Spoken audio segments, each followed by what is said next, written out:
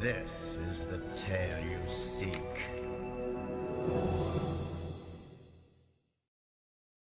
Hello, welcome back to Fire Horizons Gaming. My name is Ben, and today we're going to check out something new. Now, this game is called Siege of Avalon. It's an older RPG. I played it a lot when I was a kid, and I really loved it. So I thought it might be kind of fun to check it out and see if it holds up at all.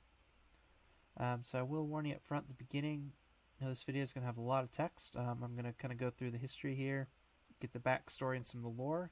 Like I said, it's been a long time, so I don't remember it very well. So if you're not interested in listening to any of that, you want to just jump to the gameplay, there should be some chapters or some timestamps in the description. So yeah, let's go and get into this.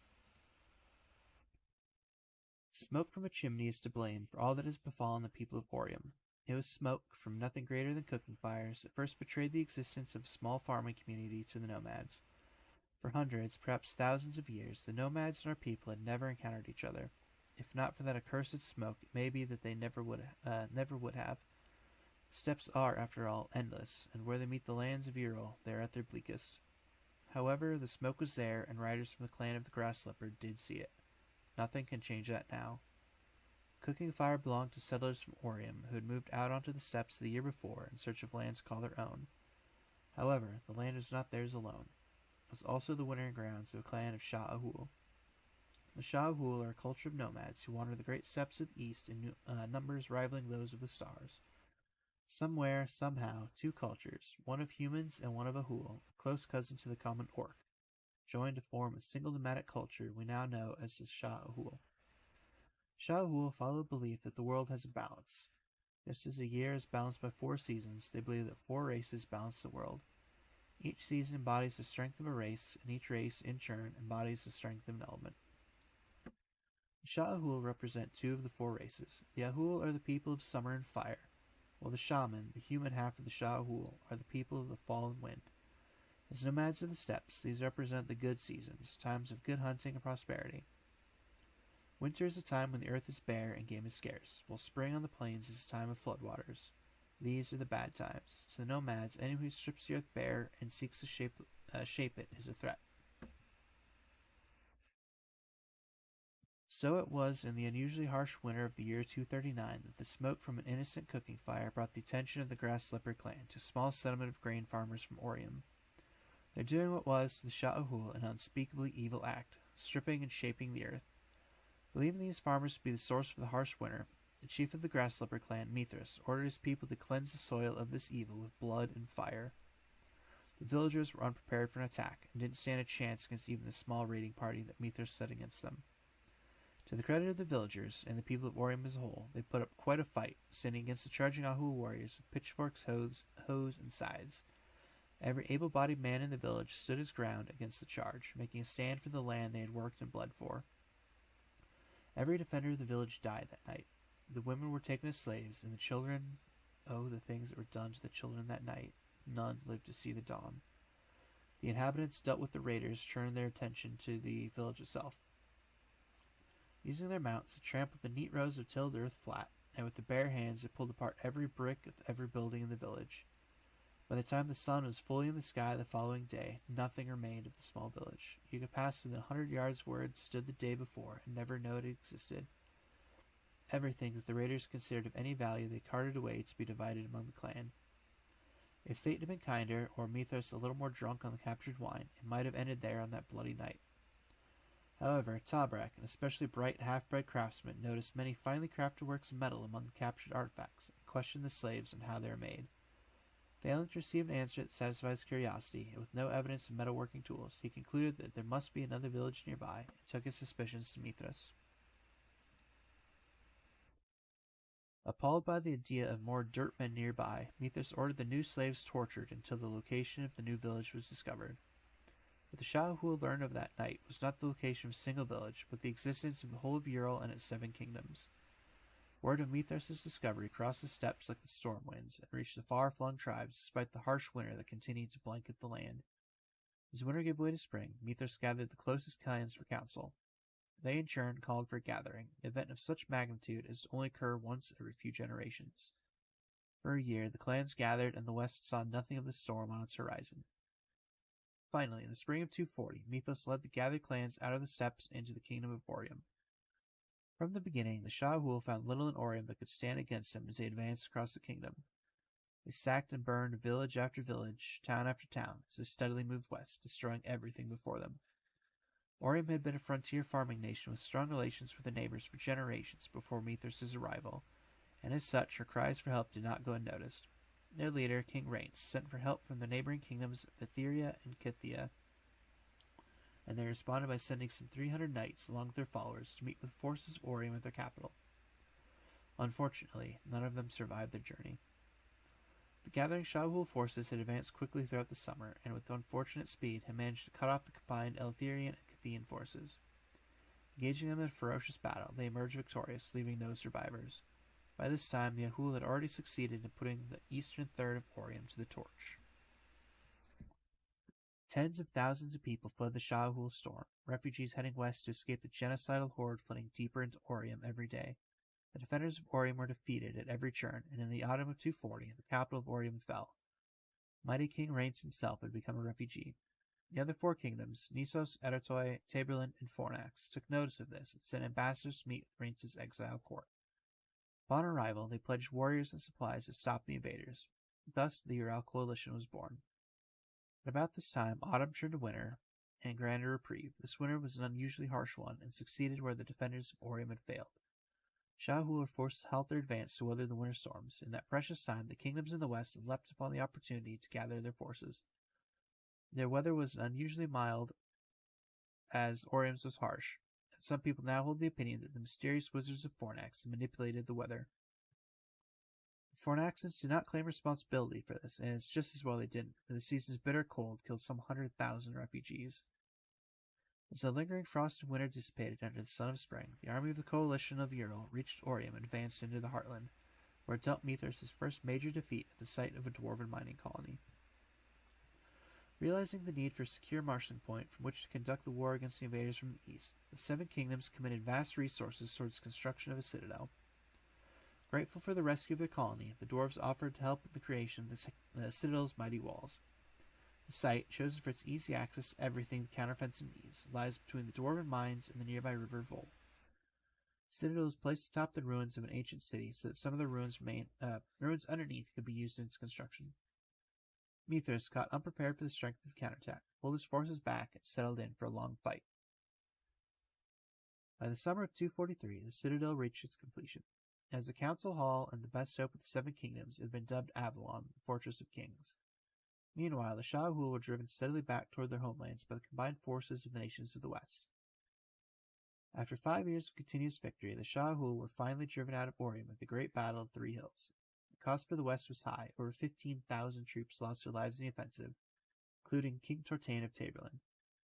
His son, a boy of a mere 11 years, succeeded him in a feudal fashion. The newly crowned King Vortigern's succession was quickly contested, and the nobles feared an incipient civil war. The Taborlanders quickly returned to their homeland to keep order.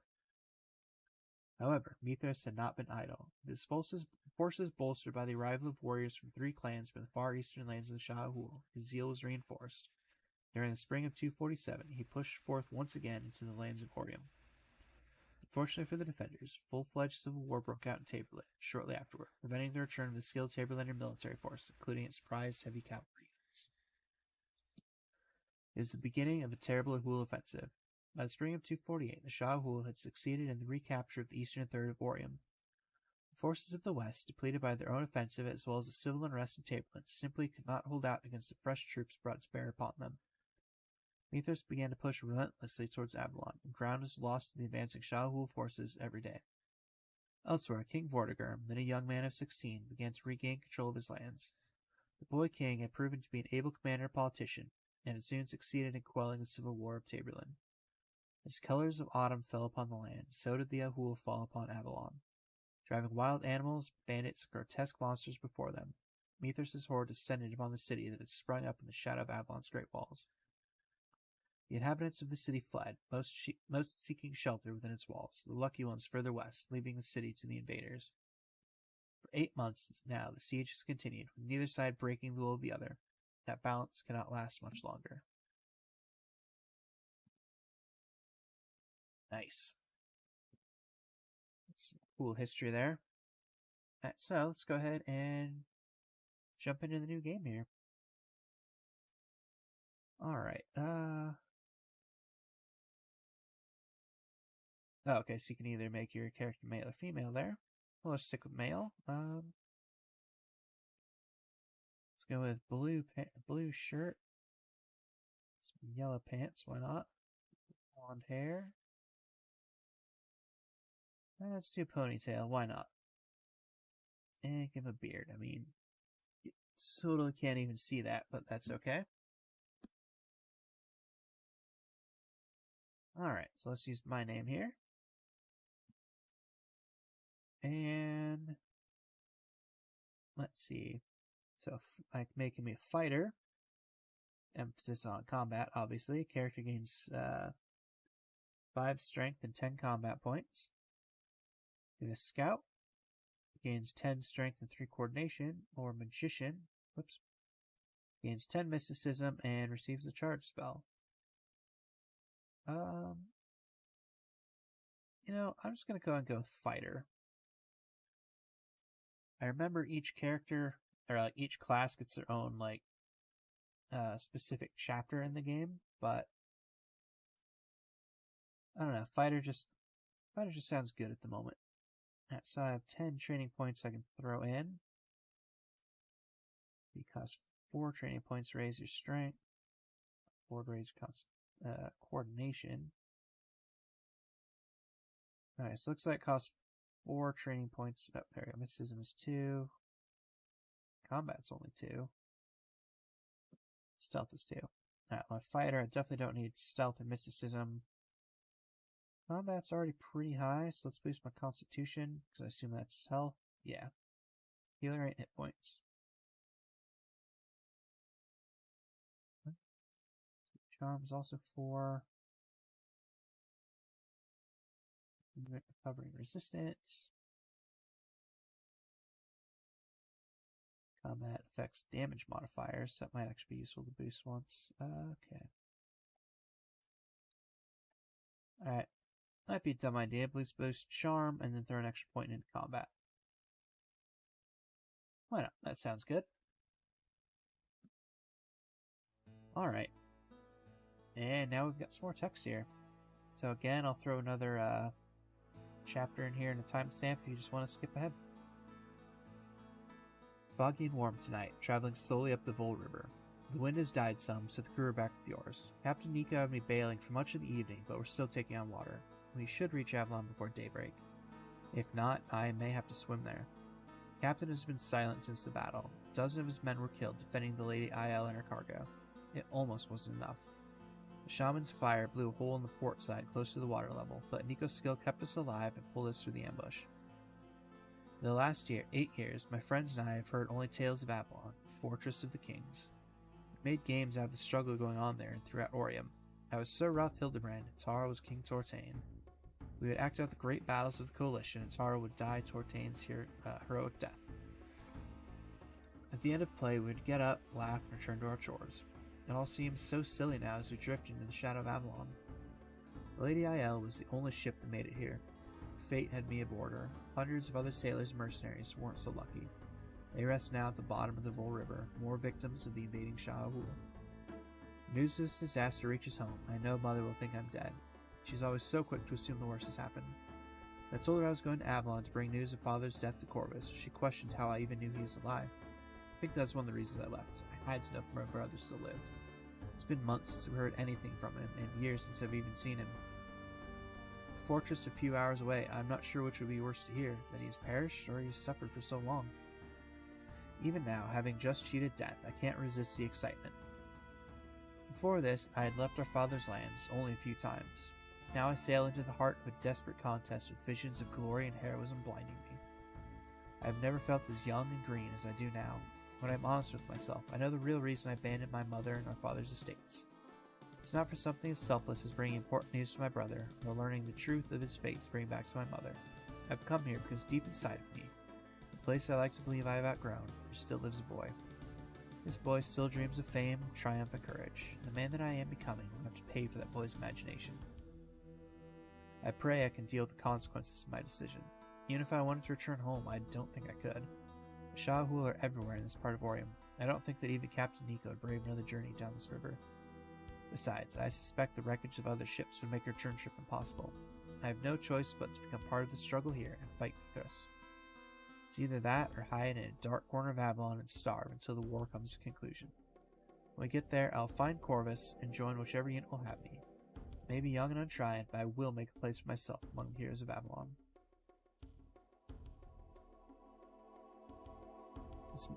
This morning broke foggy, with the fog cleared shortly after sunrise. I had just come up from bailing below deck when the last thick fog bank broke and the walls of Avalon appeared in the distance.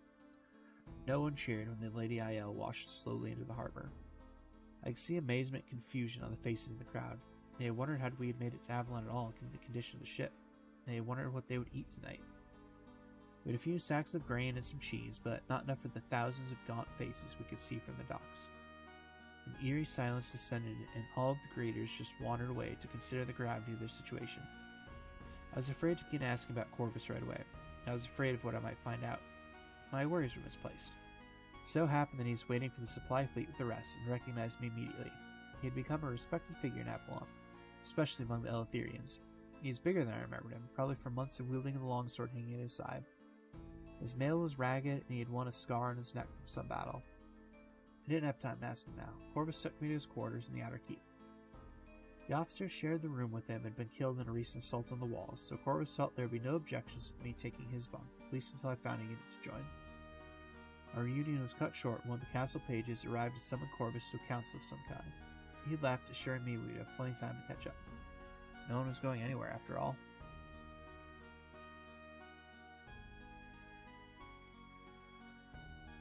Nice, okay. Little brother, I wish I could say I'm glad you're here, but a besieged keep is something that no one should have to endure. However, it's good to see you again. How are mother and father? That's why I've come to find you, brother. Father passed away 6 weeks ago. Ah, spirits. I feared I would never see him again, little brother, but I thought it'd be me waiting on the other side for him. I must drink to father's memory when I return. Where are you going? I have to ride out immediately on a raid with General Oberon. We were waiting to see if the supply fleet could make it through the blockade before we took the risk, but since the Lady Aiel was the only one to make it through, it seems we must indeed resort to more drastic measures. Do you have room for another sword? Slow down, little brother. Horses are in short supply and we need to move fast tonight. I pulled some strings and obtained a commission for you, but that's all our family name will get you here. You have to prove yourself to General Roth and Captain Calverick on your own before it will be anything more than a piece of paper. So I'm forced to wait here uselessly until your return then? Not likely. But I know General Roth, he's already asked the commander of lists to give you an evaluation. Just remember that the monks can do wonders for minor injuries. Unless your skills have increased drastically since we last met, and you'll become very familiar with their faces. Before I forget, show your commission to the Outer Keep Quartermaster for some gear before you report to duty. He is located off the corridor just north of here. I will, brother. Ride well, and we'll talk more when you get back. Nice, okay.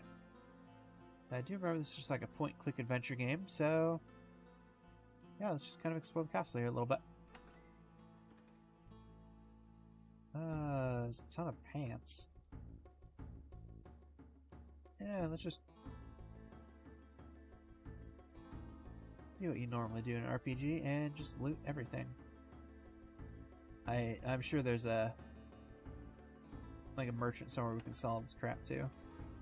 Yeah, there you go. I got some vests, some tunics, some pants. So that seems like totally necessary gear to steal. Alright, let's explore the hallway. Yep. Excuse me, sir. May I speak with you for a moment? Pardon, sir. My name is Devon, and I have orders for you. You're to report to Captain Avarice for training in the Outer Bailey as soon as possible.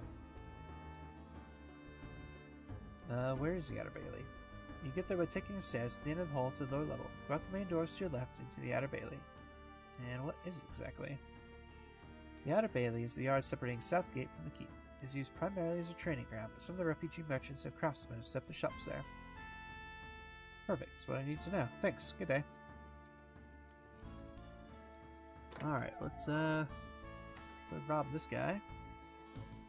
Nice, a crappy sword. And let's just steal it. Nah, I'm not gonna steal his journal, we'll leave it. Let's read it though. I was up before dawn today for my turn at the watch. Back home, I was used to getting up early, but it's different here at Avalon. Sleep is as hard to come by as fresh food. Not a night passes without someone in the barracks rousing others with a nightmare. Even I have had my share of less than good dreams. During the day, no one likes to think about what might happen if the war doesn't turn in our favor soon.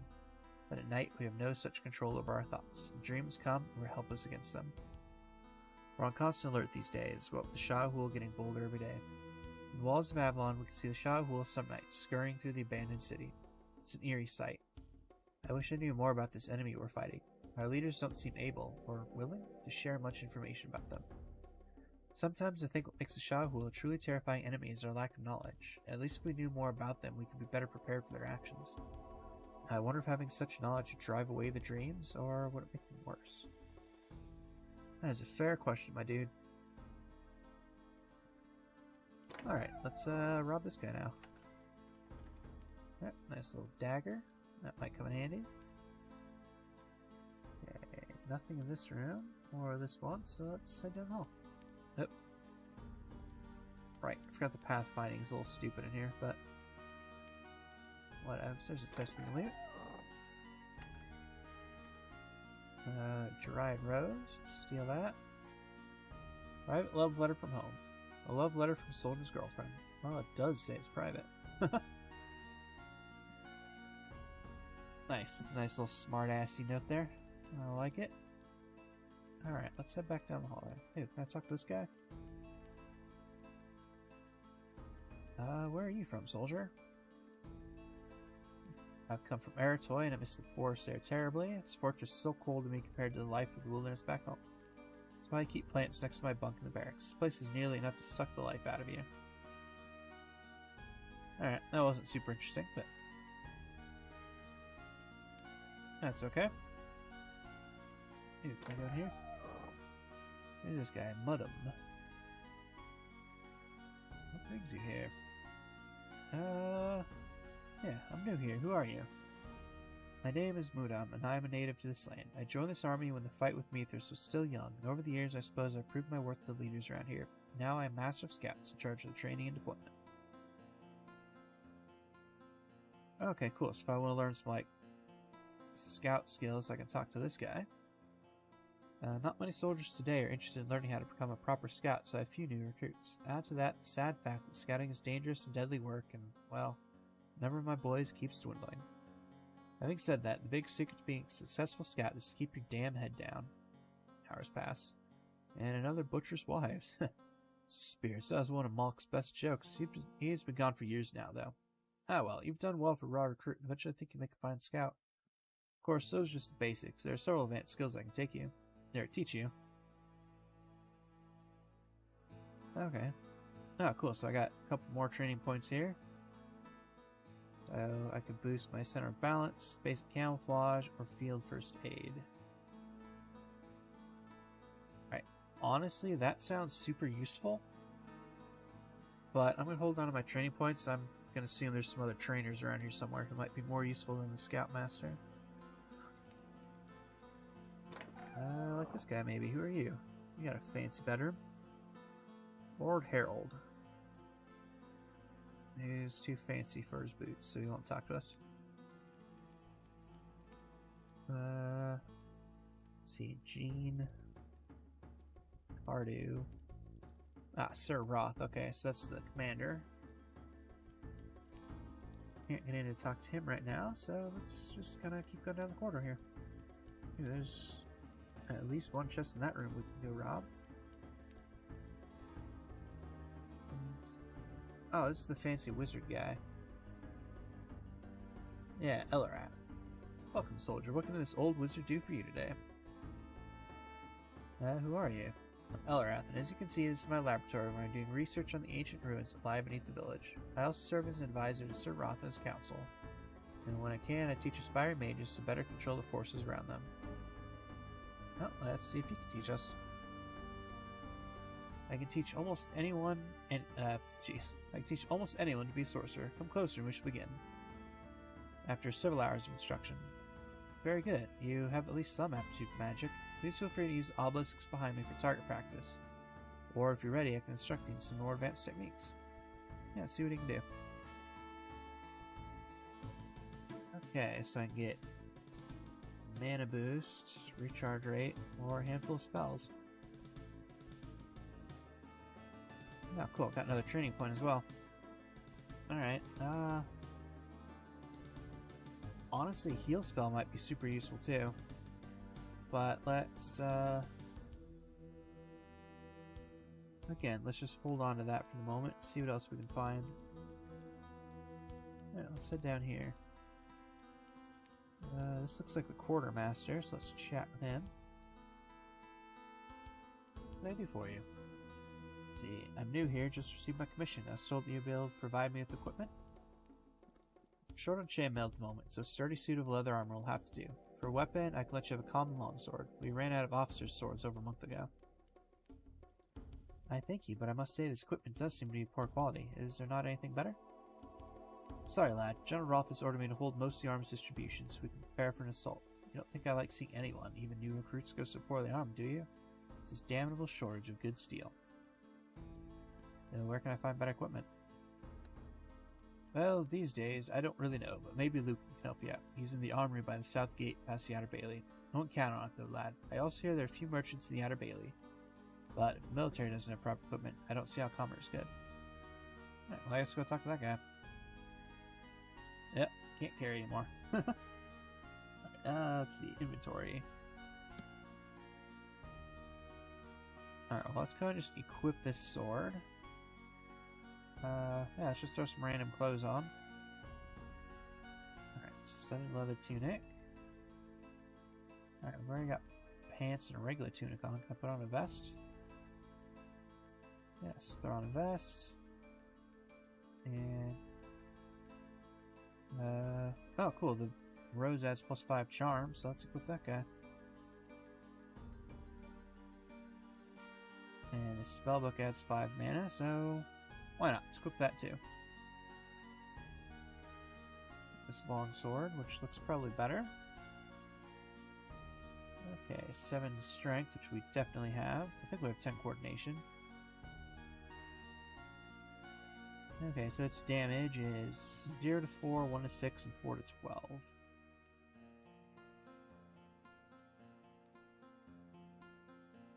Okay, so this broadsword is slightly better, but we're not strong enough to wield it, so let's just swap it out. That'll work. Nice, okay. Let's see, I saw at least one chest here. Yep, looks like there's 2. Let's see what we got. Another journal entry. Last night I was chosen for a scouting detail. My first venture into the abandoned city since the siege began was strange, to say the least.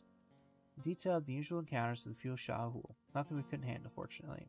What really sent the chills down my spine, though, were the creepy noises that seemed to come from nowhere and everywhere at the same time. The only thing I could think of while we were out there last night was the prowling ghost of a male tomcat looking for a mate but knowing it would never find one as a ghost.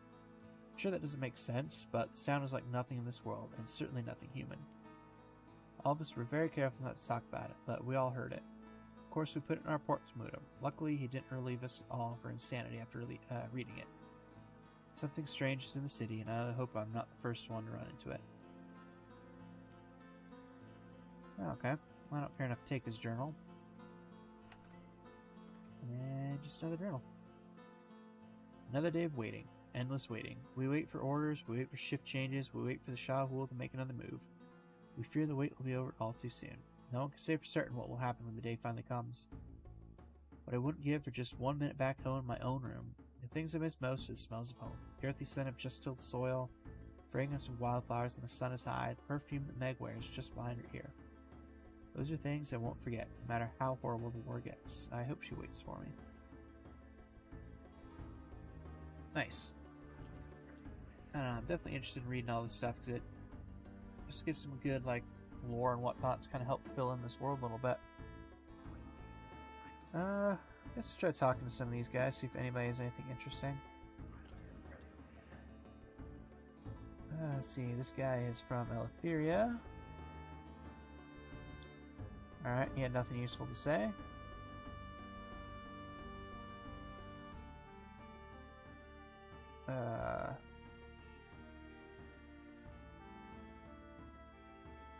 Okay, this guy also doesn't have too much interesting to say, but...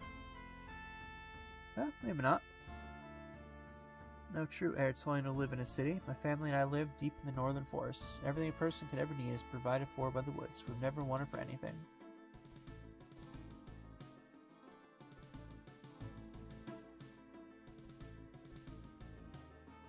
Have some sort of a government? So the answer to the clan mother. Clan mother is always the eldest woman in the family. My aunt was clan mother for us. We have a king in Eritrea, and there are other minor offices beneath that, but few recognize the king as having any power. Mostly diplomatic.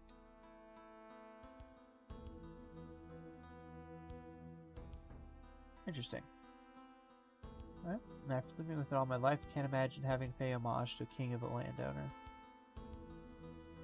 You Easterners are far stranger than we Eritreans. Yeah, but it seems normal to me. Here, perhaps we can talk more of our countries over drink when the siege is lifted. Alright. Well, a little bit of information on that guy about some, about another country. Let's see, so this dude is from Kathia. He raised cattle there until he's conscripted to fight. And, ooh, there we go. I heard King Vortigern of Taborland is coming with every able-bodied man in his kingdom. The soldiers of Taborland have proven themselves before in battle. Their arrival will save us, but until then, though, we'll need everybody we've got to hold off the Ahul. Things are tough here, and we're all just barely holding on. If any of us breaks down, then another will, and another, until it'll be like a herd of cattle trapped in blind panic. Then we'll die. Of course it's precarious. We're in bloody siege. Frankly, I think our only hope is if King Vortigern gets here, and damn quickly too. Between betrayal from inside the walls and constant attacks from outside, historically sieges go very badly for the defenders. And that's without mentioning the threat of disease and famine. I've been here long enough to know that bit of military history. You, though, have looked for a new recruit. Yeah, I'm totally a new recruit. That strength in your voice, that's good. Maybe you'll last here after all. Most of us here, I think, are strong enough to last till the king arrives, but there are one or two that I'm not so sure about. Okay. Madden, for one. Every time I've walked the halls of patrol these last few weeks, he's been blubbering about this love of his, about how he misses her and wishes he was home with her. It's sad, sure, but every last one of us wishes we weren't here. But do we get all weepy about it? No. And why? Because it's exactly the sort of thing that's so dangerous. One of us blubbers, the next will, and so on. We need to be strong. Mad, though, but at least I took care of his problem. What do you mean? He had this letter from his girl. He read it constantly, on duty or off. What he really needs to do is forget her and concentrate on keeping Avalon secure. Figured that if he didn't have that damn letter, he'd be better off, so I took it and hid it in my room. It's not the most noble thing you could have done. Noble? Wake up. This is war. We all need to be strong if we want to survive, and after King Vortigern arrives, I'll return it. Until then, it's better this way. Interesting, okay. Well, who's this Madden fellow? Is he one of these guys? Molly. Yeah, Madden. Well, let's talk to him. Alright, this guy is also from Eritrea. Talking about how he misses his lover.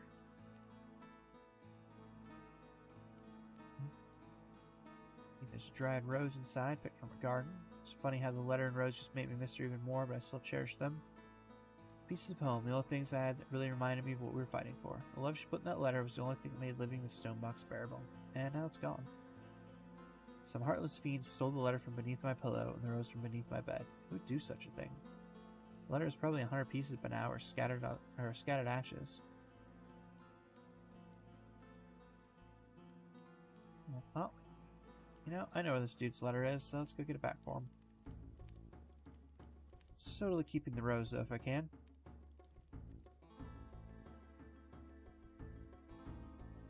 Alright. Let's steal this guy's letter back.